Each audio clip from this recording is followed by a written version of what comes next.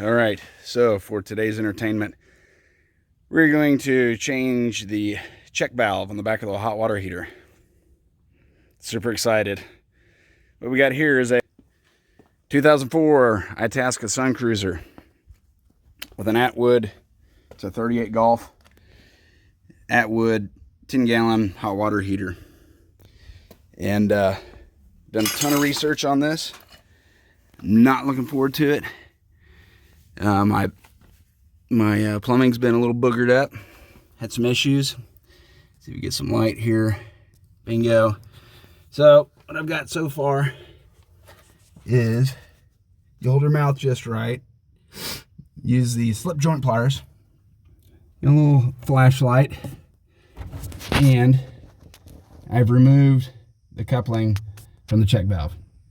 Next step, remove the check valve. Next step, apply the Teflon tape to the new one. Next step, install. Next step, reattach the coupler and celebrate my success. All right, we'll see how it goes. And video is not going to be awesome because it's tight space. I'm a 46-year-old man, 5'10", 190 pounds. That is a small place. So, alrighty, here we go. All right, I'm about 10 minutes into it. Clothes are coming off. I'm finding that I was going to use a breaker bar, but I found that a ratchet works best. It's a 1-inch socket or a 1-inch closed-in wrench.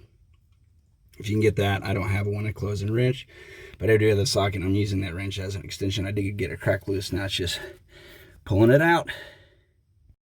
All right, so haven't said any curse words yet. On the contrary, I'm trying to say some prayers.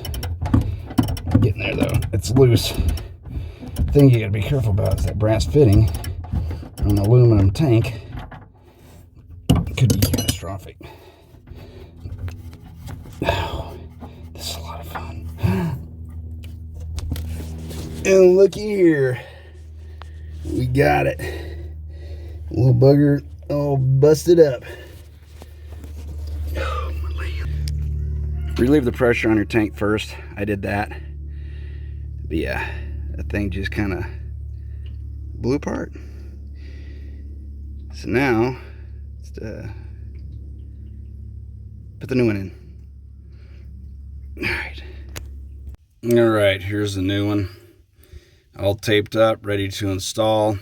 The arrow is kind of a big deal. You don't want to put it in the wrong way. So this end goes in towards the back of the water tank. All right, here we go. This is what we're getting into. Right there. And again, so I don't know the torque specification for that. For every nut and bolt on the planet, there is a torque specification. So I just went with the good old-fashioned German torque, Gutentite. So hopefully that works.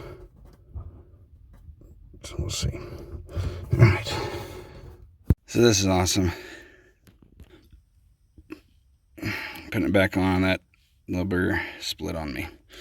So, time to go get a fitting for that, and we should be back in business. All right.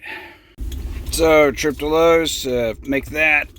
Got a fitting, a little PEX thing, so I'm gonna cut that off and I'll put a new end on, and in theory should be good to go.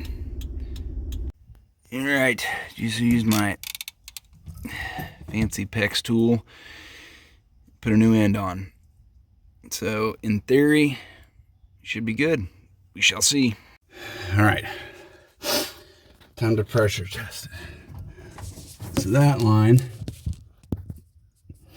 the T going straight down, just it came out. So to rethread it, put it back on. So I'm hooked up. Now it's time to throw some pressure to it and test it. And I just said some bad words because I got stuck in here. And I tried my little breathing technique. So, no wonder it probably costs a lot of money. Hey, look, so this is me in here. I get one arm in, that's it. All right, let's test it out. All right, so this is where we are. Went and made a new line. Had to go to the hardware store. Got red PEX, hot, obviously, and I have a slight drip. So that's gonna have to be addressed. That's not the end of the world. Probably unscrew that. There's some Teflon tape on that, and that should take care of it. Honestly, since it's plastic and plastic, it shouldn't need Teflon tape, but that's it. That's where we are. And I'll get this finished up, wrapped up, and go change my fuel filter. All right. That's it. Hope that helped. And that was not fun, but I saved a ton of money doing it. All right. Later.